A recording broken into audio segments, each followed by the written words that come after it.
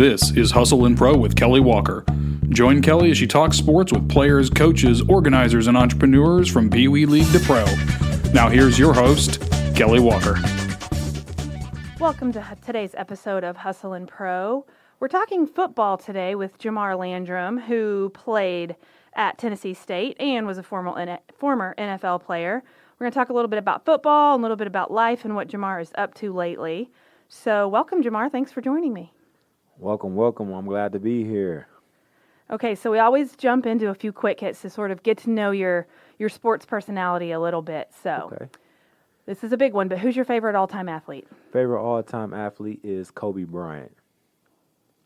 So what's your favorite sport then to play? Oh, my favorite sport to play, no question, is football. Football. But then what's your favorite sport to watch? Favorite sport to watch, I would say it's kind of leaning towards basketball more. I mean, football for a while was a love-hate relationship because I had to walk away not on my own terms. So for a while I stopped watching football, but I'm slowly back watching football. But I would say basketball has become one of my favorite sports to watch in my downtime. Now, do you have a favorite all-time team? Favorite all-time team, particular in a sport? No, I don't. I always had a tendency to like individuals.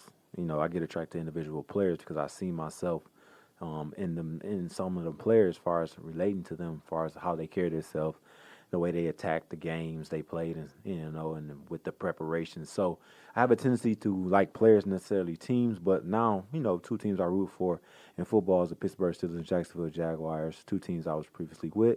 And then in basketball, I like Westbrook now, so Houston is my squad. Also like LA Clippers because I like Kawhi Leonard. So I like individual players, so I don't have a particular team that I like. Okay. Growing up, though, where did you grow up? I grew up in Pontiac, Michigan, right outside Detroit. Outside of Detroit. So were you growing up like a Pistons fan? No. So my childhood, I grew up, I actually was a San Francisco fan. Okay. I like San Francisco for professional. I like Miami, University of Miami for football, and also like Duke for basketball. Okay. So you're all over the place. Yeah, I had the teams. I mean, I was exposed to sports earlier, so I think those were the teams that were good, at the time. So I fell in love with those teams. So, what's the farthest distance you've ever traveled to play sports? farthest distance I ever traveled to play sport, Germany. You played in Europe. NFL Yep, Europe. NFL Yep. Europe. Uh-huh. So one other thing, what do you have any superstitions? So like game day superstitions, that's something you have to do to get your mind right or your body right for game day? Yeah, so game day superstitions, what I did was before I went out or whatever I did, I always ran to the opposite end zone and said a quick prayer, and I always was pointed up to the sky and said, "This one's for you, granddad." I lost my granddad at 14. He was, very close to me, was like a father figure to me, and since then, going through that adversity, I use that as motivation to propel me forward and be successful in life and also down sports. So I always dedicate everything I did to him when it came to football. Wow. Okay, let's talk a little bit more about you growing up in sports. Obviously, when I hear that you're a former NFL player, I want to talk about that. But I want to know a little bit before that. Like, what sports shaped you as an athlete besides football, I'm assuming, hoping you played some other sports. And so at what ages were you playing other things, and what were you into? Well, the first sport I actually played was T-ball, baseball, because I was too young to play football. And I got a funny story. So I used to play a game we called Kill 'em, where you have everyone line up and you throw the ball in the air. And you got to catch the ball and try to run. You got to try to beat everyone. So that was my favorite game for football. So I knew I was good in football because I was able to grab the ball and beat all those guys and score a touchdown. And a lot of times the guys was older than me. My brother was 3 years older than me. I played with, his friends, and maybe the guys a little bit older than him. So very young, I knew that I was good in football. T-ball was the first sport that I actually played. I also played basketball too as well. So football, baseball, and when I got older, I ran track. So football, baseball, and basketball were the sports that shaped me. But football was my love. I knew that football was something that I wanted to do at a very young age, and I actually set a goal to make it to the NFL when I was 6 years old. 6 years old? Yes. You knew you were, or you just thought you were that good already, that young? You felt something? So I go by a quote. It says, "What one thinks, one believes. What one speaks, one becomes." So to break it down pretty much, I thought that football is something I like, something that I can do or whatever. So I started believing it, right? When I was playing with my older brothers, like I said, and older guys, and I was scoring touchdowns. And then when people asked me what I wanted to be, and when I grow up, I said I wanted to play professional football. I want to be in the NFL. So I started speaking it, and then that's what I became. So I understood the power of that quote way before that quote without even one teaching it to me. It wasn't until later on in my life I found that quote and I fell in love with that quote. Wow. So as you got older, after age 6, and that's your goal, at what point did you realize your college, likelihood to get into a college that you wanted to go to and play? It was no question I knew I was going to get into college. I mean, I knew I was going to do exactly what it took. One thing in my mind, I knew long ago that if I do my part, the rest will take care of itself. So I expected to win. So I knew that I excelled in Little League football. I excelled in middle school. I excelled in high school, and I had an older brother, and I had people that came before me. My high school coaches played in the NFL. They told me exactly what I needed to do. So he went to college, so I knew exactly what I needed to do on my part to get a scholarship to play. And it was actually to where I got my first scholarship offer, in which I ended up going to that school was University of Toledo. I went to a camp that they held for rising juniors and rising seniors, and I performed well, and I performed so well they offered me. So it was after my sophomore campaign, which I started on varsity, got moved up to varsity my freshman year in high school, but I started on varsity and led our team in interceptions with 8 interceptions. Had a very successful, season that season. So they knew about that. They knew about the other schools that was recruiting me. So they decided to take action. They offered me. So it was then there was, it became a reality that I knew I was going to have a college scholarship. I knew that I was going to be that one step closer to my dream. That's early to know early. the first few years of your high school that's going to be a reality. Yes. So then tell me about your journey to the NFL. My journey to the NFL, like I said, I started at University of Toledo. I went through some adversity there. I had to transfer to Tennessee State. I arrived at Tennessee State, went through some adversity there. Had a very successful senior season, where I was runner-up defensive player of the year, All-American. Worked out for the Pro Scouts. Had some adversity there. They actually thought our pro day was one day and no one showed up. So I prepared all for this day and was devastated. But one thing in my life, I always went through adversity. I knew how to keep going. I stayed ready mentally. And I worked out for individual teams. And then, I went through the draft process.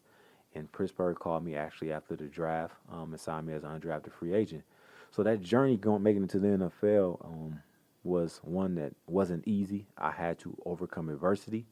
I had to continue to fight. I had to continue to believe. And a lot of times during that process, there are a lot of guys that's good enough to make it. But the biggest thing about it, when you're thinking about from a mental standpoint, is the adversities, the obstacles you have to go through. Are you still going to believe? Are you still going to have that same faith that you had when everything was going good? And that's what separates people. It's the mental aspect. If you make it in Division I or even Division I AA college and you're a starter and you're on conference, you can play at the next level. But mentally, where is your mind at when it's going to take you to separate yourself, to deal with the adversities, to deal with the things that's going to be thrown at you? Are you going to be prepared mentally? So you can prepare yourself mentally, but then when you get to with the Steelers and you're in Pittsburgh, were you ready? Yes, I was ready. I mean, physically, I was always gifted at a very young age. I knew that. I had a prototypical size, that for the position. But one thing I had that was against me, was out of my control, was being in Pittsburgh at that time. There were some guys that came from bigger schools, so to say. When I was at Toledo, I played against Larry Fitzgerald, Big Ben Roethlisberger. So I played against the supposedly superior talent, and I performed well against them. So the strike against me was coming from a smaller school, historically black college, Tennessee State, that these guys were better than me. So I had to perform much more and look that much better than them, because I couldn't be even, because they're going to give them the edge when it comes to sports. So I knew I was ready. I performed well. That was my whole life. I thought about it. I envisioned myself there way before I even got there, running out of the tunnel, wearing a professional uniform, whatever the case may be. So I was prepared for the moment. Like, I expected to be there. So it wasn't like, oh, I made it to the NFL. Look at me. It was just something that I expected to do. It was a part of the process. It was supposed to be a part of my life. So there wasn't a huge transition that you felt like some athletes feel probably going from college to pro. You were already in the mindset that you belonged in there. Yeah, I was in the mindset that I belonged. And mindset is everything. The biggest difference was the mental aspect, like you said, the information that they throw at you. So they threw a lot of information at you. So instead of partying and going out, guess what I did? I went back to the room and I studied.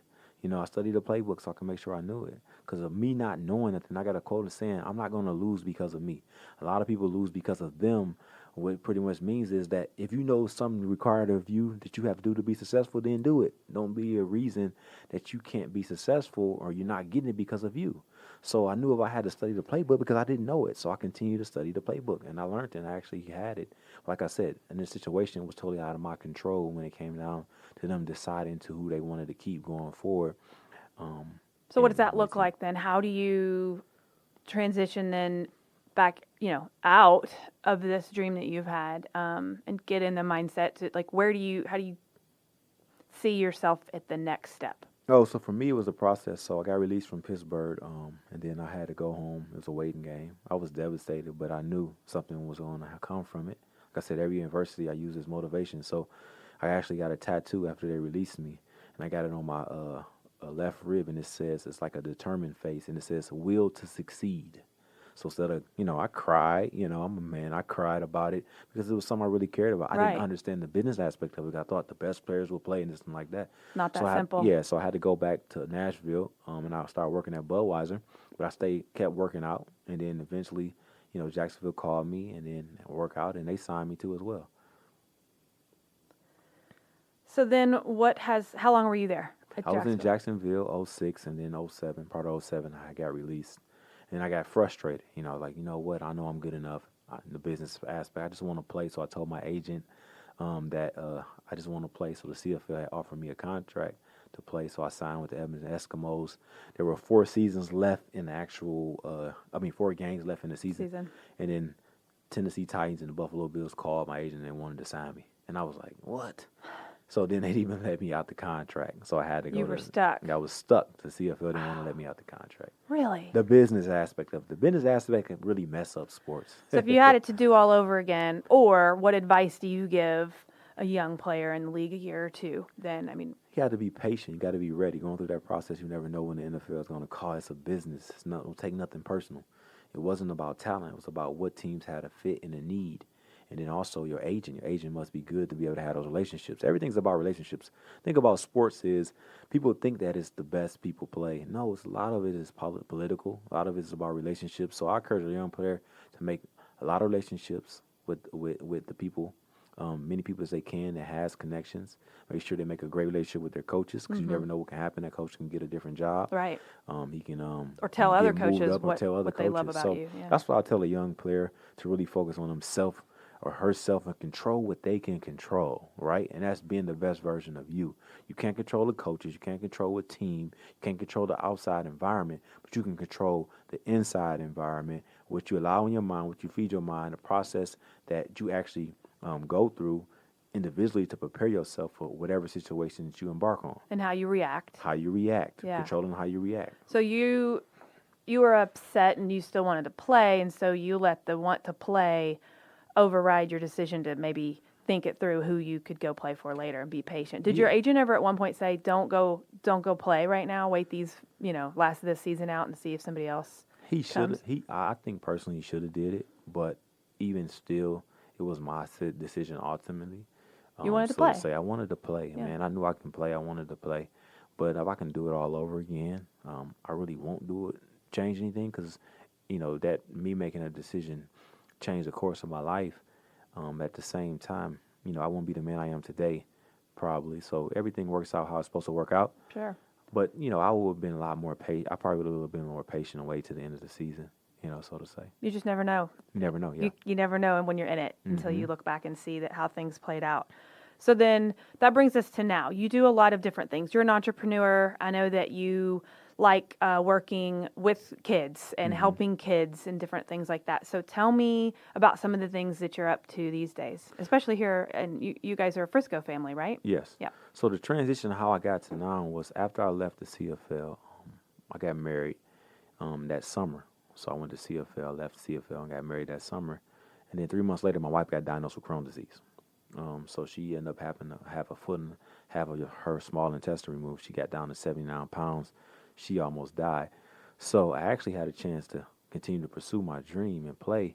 I signed with a Arena 1 team. They folded, and I ended up signing with Arena 2 team.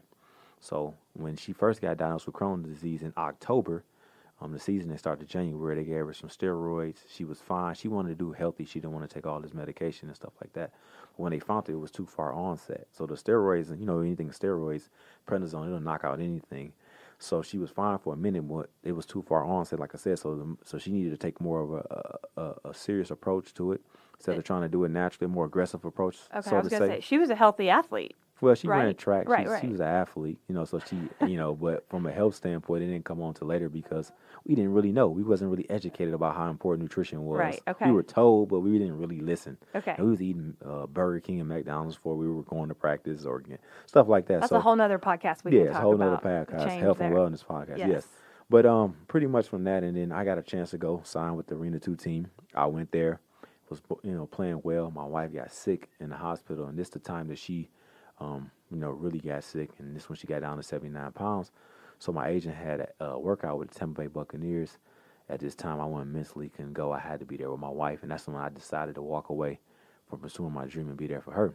So it was devastating. I went through a phase to where mentally, I was depressed because I had to be there for her. I had to walk away my whole life of everything I put to get to this position. And also, as a kid, I always grew up and thought about who my wife was going to be and how I was going to take care of my family. And NFL was going to be the vehicle that I was going to use. So I put everything into it. Right. So when I had to walk away from it, it was hard. It was devastating. But I kept going forward, and I got involved in coaching, right? And I was great at it, but it still wasn't filling that void. And then I later on got introduced to direct sales when I started being an entrepreneur, and that's when I found my purpose. And my purpose in life was to make help individuals become the best version of themselves. So all the way to now, to my several businesses and entrepreneurial spirit that I have, I targeted on back to those kids and helping kids because I know the things that we're facing with as society, but also I understand and know that, far as, we all been blessed with gifts and the ability to be able to do certain things, and a gift to have to be able to relate to the kids and understand and be able to get them to respond by being able to get them to giving them information and then convey it in a way that they can understand and digest it and then apply it. So I understand you've worked that out through a series of 5 different kind of fundamental things, right? Right. So tell me about what that is. We created a program. Me and my business partner, we created a program called the F5. All right, so when you think about it, we also have a catchy saying to it, like Nike has, just do it. We have it, just F it. So we knew when you're dealing with kids, it'll be catchy, it'll be something they'll remember. But we're using it for a positive, not F it what you guys think. And that's what I told them. They all start laughing and giggling. They're going to giggle. I Yeah, know. they're going to giggle and laugh because they're at that age, depending on middle school. High school may not laugh. You may have some people that's immature. And that these are foundational F's that they can use. So the first F is faith. When we think about faith, the word faith of a definition is belief, trust, and confidence. And a lot of people right now, especially at that age, these young individuals don't know who they are. They're trying to find and search themselves. So they need to have faith. They need to believe in themselves. They need to have confidence in themselves and trust in themselves that they have all the ability inside of them already to be who they want to be out of this life. So it's a quote that I use with that when I break it down too as well. If there's no enemy, it's an old African proverb quote where it says, if there's no enemy within, then the enemy outside can do you no harm. If there's no enemy within, then the enemy outside can do you no harm. Can do you no harm. So that's powerful and profound when you think about it. A lot of people struggle because they're not dealing with the things they're battling with internally. So getting these kids at a very early age to understand, to have that confidence, to have that belief in yourself, that you can do the things that you want to do. You can be the person you want to be. Be confident and trust that and believe that. And so that's faith. Yeah, and that enemy within thing is, I think that's important because there are so many kids that I think there's just something boiling up inside them. And it might just be that they're letting it's their own doing or their anger.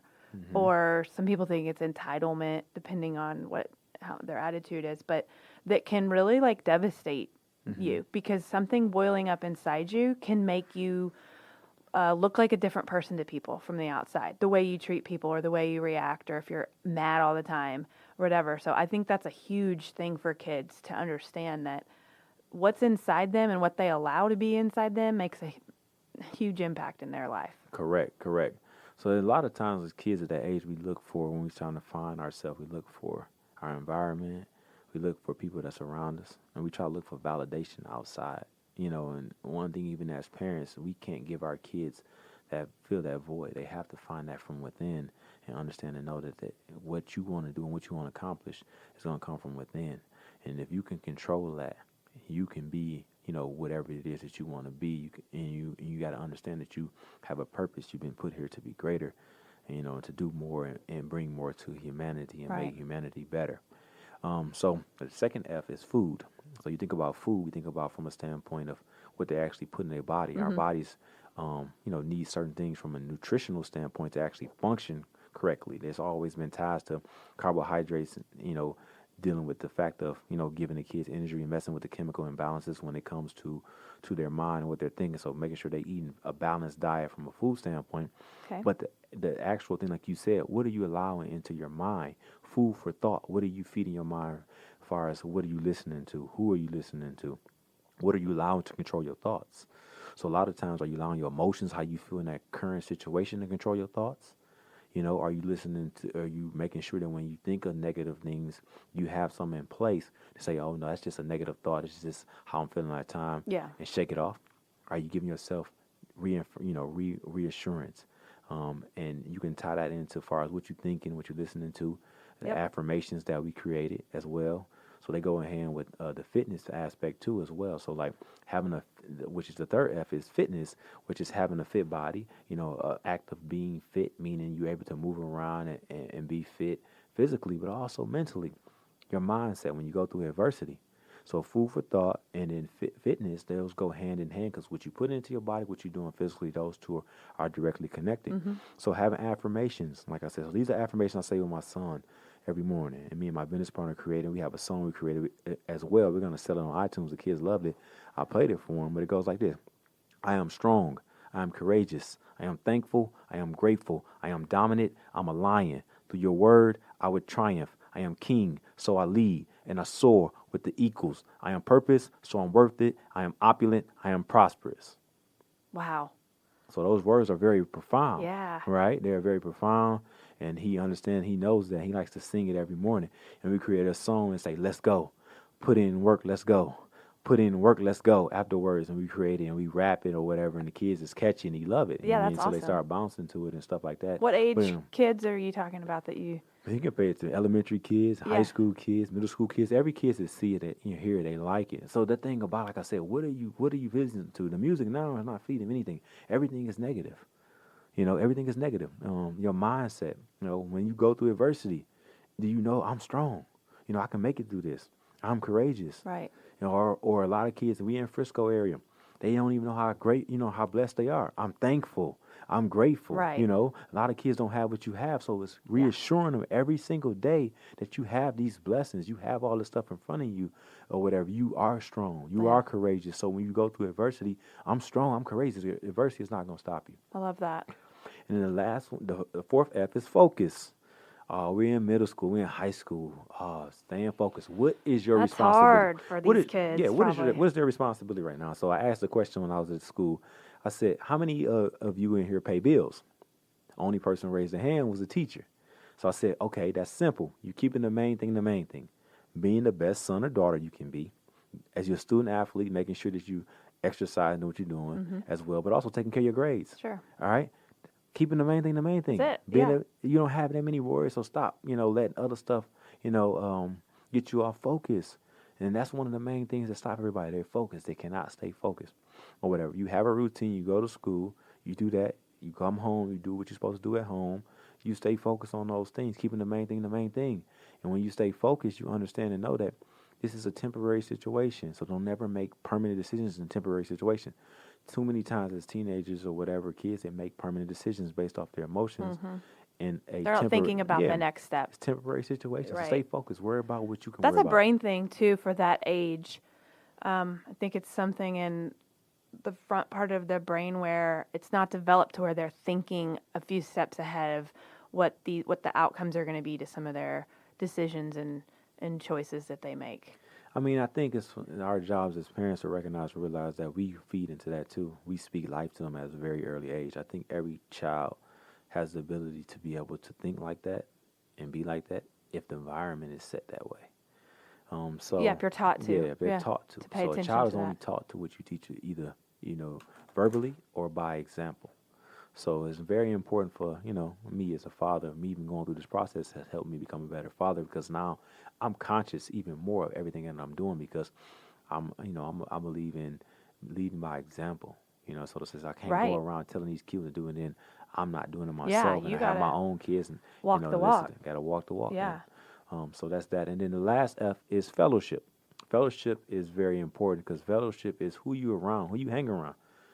Who's your circle of influence? We know in business that we know the saying that your network will determine your net worth. But for here, as a kid, who you surrounded with and who you're around will determine how high you go in life and how far you go in life. So if you're not surrounded with great peers, or whatever, and you allow them to influence you wrongly because you want to fit in, you want to be popular for this temporary situation, which is middle school and high school, 'cause this Right. time will pass, and you allowing them to affect you negatively, or how are you allowing them to affect you positively? They're motivating you, they're pushing you to become better, and then teaching them it's okay if your fellowship is not right and you can't find nobody, it's okay to be alone. It's okay to back up, and it's okay for you to be able to look for people like-minded individuals like you. To That's plug yourself in hard. a group, yeah, it's hard. But that's a good point that sometimes kids feel like the only people in their group bailed on them, or like when kids come back from summer break and the kids they thought were their friends have changed. Mm-hmm. Maybe they had a rough summer, or I don't know, whatever they're into now. And that's a scary thing for kids to realize that they got to maybe refresh their circle of friends. So Right. that's important, like you said, that it's okay to step back, be by yourself for a second, and kind of take a look and reassess who you want to choose to be around you.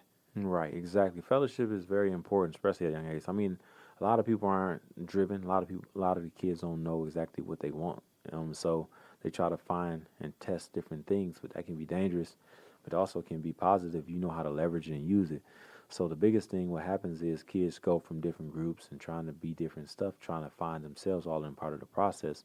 Those are kids usually don't have all the other F's that I just said. So like now, as you can see, the F5 program helps to get them a game plan, bring some attention to their situation, and actually help develop them. And we had created a saying, like I said, so when you're going through doubt or you don't believe in yourself, just F it. Go back to faith. Well, what is Go faith? back, yeah. So if you're not feeding yourself positive thoughts and you're not watching what you put in your body, just F it. So we have a saying, so okay, I remind myself I need to F it. I need to go back to the F's. So now it gives them a foundation. It gives them something that they can keep in their mind, and also a game plan and a guide to help them. So we have a whole program we can roll out for them. We can come, we can do weekly things. We can come up to the school, do extracurricular activities from a standpoint, stuff that's going to actually help them and grow them. The biggest thing right now is, school takes care of the IQ, but we all know that the EQ is what really determines how successful you're going to be in life. And that's why mental health is a huge issue, because a lot of people don't have the EQ skills to be able to deal with the things they thought life was going to work out. Like I got a degree and I'm supposed to get a nice job, but I can't find a job. Now, how do I deal with that? Having those EQ skills to help them go through that, to be able to understand and recognize and then make sure they help themselves become the best version of themselves. So now everything they do outside of that is only adding value to everywhere they go and not taking away from it. Yeah, that's great. I love that you have this program put together and that you can go to schools and talk to kids or teams or whoever really wants to hear, let the kids hear what you have to say. So I also want to say, like on Instagram, you're Mr. Let's Go, right? Yes. Mr. Let's Go. With Mr. Let's Go, that's my motivational lots brand. of O's. Yeah, Four four O's. O's. 4 O's is a foundation. I mean, at 4, so I'm real big on numbers, so Yeah. numbers mean something. Yeah. So 4 is a foundation. Mr. Let's Go is my brand name. And so you guys can look for him there. And I like that I think it was there, I don't know where I saw this, but you say that a force put you here to impact millions. Yes. So I believe I've been put here for a reason to become a force, to be able to impact millions. So our goal is to help individuals become a force. So when you're a force in this universe, then a force is something that's powerful, that's something that understands and recognize who or she is, and understand it has a purpose and will not be stopped by any means when it comes to that. So teaching kids and teaching individuals, adults, because we have an adult program too as well. So we're teaching individuals as a whole to become the best version of themselves, so they can become a force, a positive change in this world that we so desperately need. I love it. Love it. Positivity and motivation. Correct. You're doing some good stuff. Thanks for jumping in the studio with us Oh today man, and I'm telling us excited. about it. I'm excited, man. I mean, I'm excited. I'm passionate about it. 2020 is, is fast, rapidly approaching. And I'm excited to impact some lives and change some lives and go forward with this F5 and really push this movement. Good deal. And I know your wife impacts lives too. She's an educator and a coach here in Frisco, right? Yes, she is a Yes. coach, educator. We have a powerful story. This is something that we'll be doing long term together. I mean, she has that educational background, so she really understands and she resonates well with the kids. She has a gift as well too. So we're in a position to really impact, and that's the thing to go to make better individuals. Period. And have a solution to the problems that's going on right now, which is the huge epidemic is mental health. Yeah. And that's what I want to attack. Yeah. And that's what it's all about. Helping 1, 2, however many millions, however many people you can talk to and help them through, especially young people, help them through whatever they're going through at the time and just get to the other side of that and make a better individual. So thanks for everything you're doing. Thanks for coming in. Thank you for having me. Let's go.